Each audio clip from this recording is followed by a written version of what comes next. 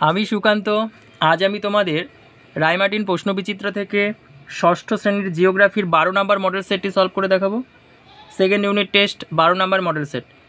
তো চলো শুরু করা যাক। দেখো, 1 নম্বর এশিয়া মহাদেশের দেশের সংখ্যা 44টি। 2 নম্বর সূর্যরশ্মির যে অংশ পৃথিবীর বায়ুমণ্ডলকে উত্তপ্ত না করে সরাসরি মহাশূন্যে ফিরে যায় তাকে বলে অ্যালবেডো। 3 নম্বর লু বায়ু শুষ্ক ও উষ্ণ, এ নাম্বার। 4 নম্বর দেখো, কালো মাটি ব্যাসল্ট শিলা দ্বারা গঠিত। 5 নম্বর ক্যাকটাস গাছের উদাহরণ হলো ফণিমনসা। 6 নম্বর বিশ্ব অরণ্য দিবস 21শে মার্চ। 21শে মার্চ, এ নাম্বার। আচ্ছা, 2 নম্বর দেখো, একটি বাক্যে উত্তর দাও। পৃথিবীর দীর্ঘতম হিমবাহের নাম ল্যাম্বার্ট হিমবাহ। ল্যাম্বার্ট। লজফলাকার ময়বয়াকার টয়ডেপ।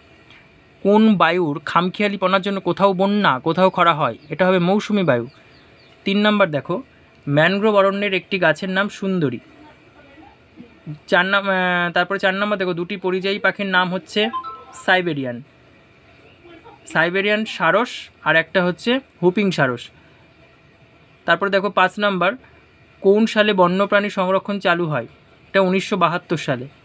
আচ্ছা, এবার দেখো তিনের 1 নম্বর ঘনীভবন টিকা, এটা 184 পেজের 27 নম্বর কোশ্চেন।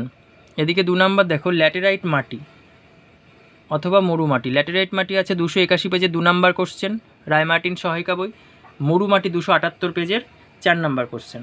আচ্ছা, তারপরে দেখো 4এরগুলো দেখো, নিচের প্রশ্নগুলির সংক্ষিপ্ত উত্তর দাও। শীতকালেই কেন আন্টার্কটিকা অভিযান হয়? এটা 152 পেজের 11 নম্বর কোশ্চেন।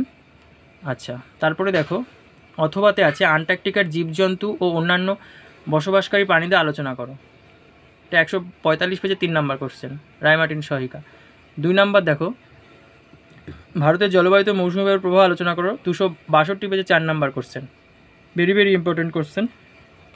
প্রায় সমস্ত সেটেই এই কোশ্চেনটা আছে। তারপরে দেখো 5 বিশ্ব উষ্ণায়নের প্রভাব আলোচনা করো। 124 নাম্বার পৃষ্ঠা 18 নম্বর কোশ্চেন, 124 পৃষ্ঠা 18 নম্বর কোশ্চেন। তারপর অথবা পৃথিবীর তাপমণ্ডল চিত্রসহ বর্ণনা করো। এটি 169 পেজের 6 নম্বর কোশ্চেন। Thank you.